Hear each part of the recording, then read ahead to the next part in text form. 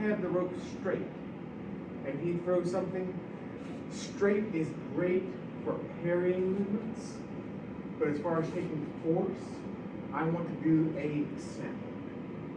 So that's where I meet it with slack in it, and then I pop the slack out. Right?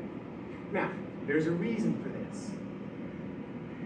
A rope with a weight in the middle is a very, very common physics problem in textbooks. And there's a formula for figuring out the tension on this rope, the stress. Tension is mass times gravity divided by 2 times the sine of 90 minus theta, or the angle. That is, to make that really easy to understand, would you hold that piece for me? And put a minute about there. So, the amount of strength needed to lift this weight that's hanging here is the ratio of this height to this length. So these 2 bits of triangle, remember it had trigonometry in it, it had sine in there? So the ratio of those 2 sides is how much strength is going into it, right? So let me borrow this. So there's a weight. So if you'll hold that, probably be easier to put your hands up. There we go. So right now, if that's even, then 50% of his strength is going into lifting this weight. 50% of his strength is being wasted in the horizontal tension in the rope, right? So if you pull apart, raise it up. Now, this height is this big, this length is this big. That means about 80% of his strength is being wasted in the tension in the rope, and about 20% of his strength is being used to lift this weight up. You see in the bad math there? What that means is, because remember the trigonometry was underneath in the division, right? As this distance approaches 0, the amount of strength needed to raise this any higher grows to infinity. So it's not just hard to maintain a frozen rope. It's not just difficult. It's physically impossible to maintain a frozen rope when there's any weight in it. So go ahead and pull it as straight as you can. That is not that bad. That's like 20 pounds, something like that, and we have a couple inches of dip. All right? Thanks for that. So what that means is, meeting somebody with a tight rope, it's going to dip. Right?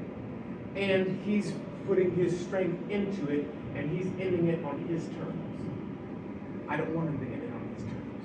I want to meet with slack, and I'm going to make it even better for myself. I'm not going to pull straight across. I'm going to go out the direction of the rope. When it's at a 45, I'm going out at a 45. So all of you may remember, say something. So double block up and say something, right? Now I'm already used to it. So I want you to feel the difference, and then we're going to break up in pairs so everybody can feel the difference. So if you put your arm out straight, hold it still, don't move. So I'm going to keep this straight. Did you see the rope bend when I did that? So that's a straight block, right? Again, fine for a parry, fine for a parry, but if I'm really wanting to absorb force and send it back at him, hold it out again. I'm going to come at a 45. Oh my goodness, that is a huge difference. Big difference. So put your hand out again. Same thing works any direction. So here, here. It's amazing what you can put in it. Right? Now, haymaker this side, block, grab my shirt. Here, same thing. Here. Now I've got that hand out me. Even if he doesn't let go, I buckle. All right? From there, here. Under the chin, under the nose. Works very well. Very unpleasant thing. Right? So, after I've gone back, this one is traditional. There's several different styles of rope weapon.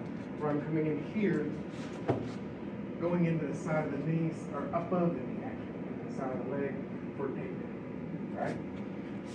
From there we have, let's see, roundhouse kick. There, he comes in close. Now, a lot of martial arts we use corners, like shoulder, hip, to control me. All right?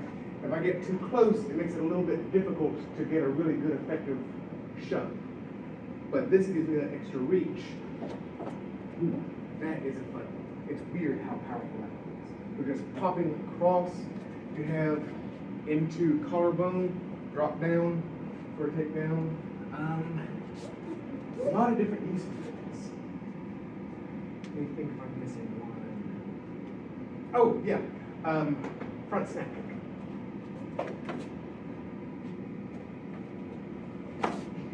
There. So that one has a little bit of a loop. So loop catch, shuffle forward, pop. All right, again, just like says so. Yeah. That one is traditional to Manriki. Right?